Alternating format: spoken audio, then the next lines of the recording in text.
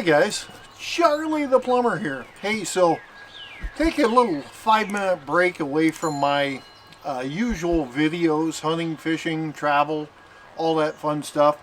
So I want to sit back and talk about my recent surgery I had, guys. Basically what happened was back in mid-February, we got a giant snowstorm, and in the process of this, I come home late from work, was out plowing driveways or doing something, and come home late from work, and the wife said, hey, you need to get out and feed them chickens. So me, I had already taken my boots off.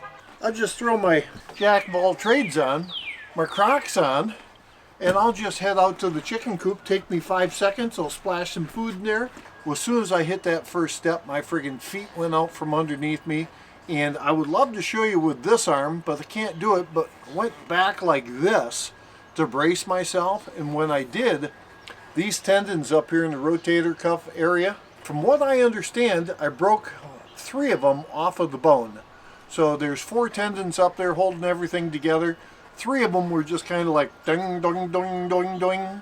I knew that it was pretty painful that night because it actually brought tears to my eyes. In the process of this, I'm the typical guy. So it's like, hey, I should go to the doctor for that. So I called, I said, you know what, it's not getting any better. I'm going to call the doctor. When I was in Aruba, I got on my patient portal and I made the appointment because it just wasn't getting better. I could still move my arm around, but them high spots that you're reaching for, or if you twist just right, it's like, oh, that sucker hurts like crazy. So they get me in, we do an MRI. And with the MRI, obviously everyone knows that the MRI, you're getting into a tube. Getting into that tube is never fun to start with. If you've never had an MRI, guys, and you don't think you're claustrophobic, that will definitely make you feel like you're claustrophobic. We get through the MRI. Once we get through that, we get the results back. Sure enough, had tore the tendons in there. So I went to see the orthopedic surgeon. I asked him, I said, what's my options? He's like, well, your options are, if you would have tore it and it would have still been hooked to the bone, we would have did therapy on you and see if we could strengthen that area. Being that you had 3 of them that were tore away, you have no option. Either you get a complete shoulder change out down later in life, or you do it now while you're still younger. We go through, we get the surgery done. Well, after they do the surgery, you are like this. I mean, you got the sling on, there's nothing on here other than your sling holding you in place. And then in my neck, they had a pain pump that went in through my neck and through my shoulder. So I had a separate bag for my pain pump. Friday night I come home, I feel like $1,000,000. I got the pain pump going on, so plus I got a nerve block, so I'm good. I could friggin' do backflips and somersaults out here in the yard if I wanted to. I was smart enough not to do that. Everyone said this surgery is the most painful surgery you'll ever feel. Well, I had a bicep tendon tear probably about 10 years ago. When I come out of surgery for that, holy hell. So I come home with this nerve block, got the arm in the cast, you're sitting there, you got the pain pump, you feel like you got friggin' hoses coming out of every different direction. They said don't get behind on the pain. So when I get home, at that point it was like a dull, achy toothache. I don't know why people are hot bothered over these pills, because to me they didn't take the pain away, or if they did, it must have really hurt like heck. So anyway, I took them for basically some of the time Saturday morning, Saturday afternoon, I go, I feel pretty friggin' good. Memorial weekend, we should take the boat for a ride. Wife's like, you really think you want to take the boat for a ride? Yeah, what's the worst case scenario? I got a friggin' pain pump. I got a friggin' all this stuff going on. I'm in good shape. So we get in the boat. I get her backed out. We go down the canal. Don't feel too terrible. Go to our usual hangout. And we're sitting there for, I don't know, half an hour, 45 minutes, maybe an hour. And it's like, as you're sitting there, it was pretty calm that day. You're sitting there, you're doing one of these. Got the arm in the sling, but you're just moving ever so gently. It was probably wasn't that bad, but finally I told the wife, I said, 1 hour in, I said, we gotta get the hell out of here. So I had a crew that day of 3, my wife, my daughter, and a good friend of ours, and all 3 of them know what's required on the boat.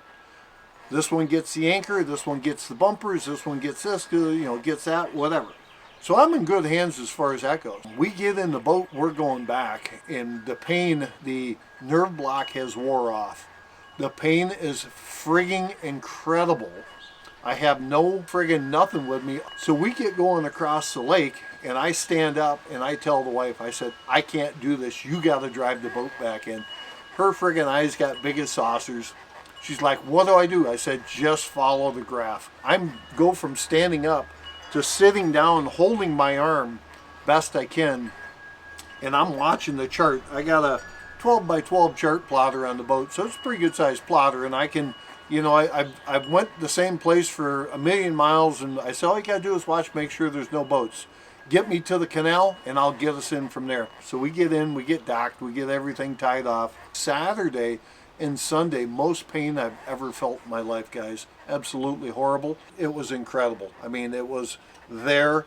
It wasn't going nowhere. It didn't matter what you did. You couldn't move real fast. You just felt like you're always protecting that arm. Everyone asks you, it's your right arm. You realize you do a lot of stuff with your right arm. You brush your teeth with your right arm. You're friggin' eating with your right arm. Left arm, this is all left arm I'm doing now. You wipe the fanny with your friggin' right arm.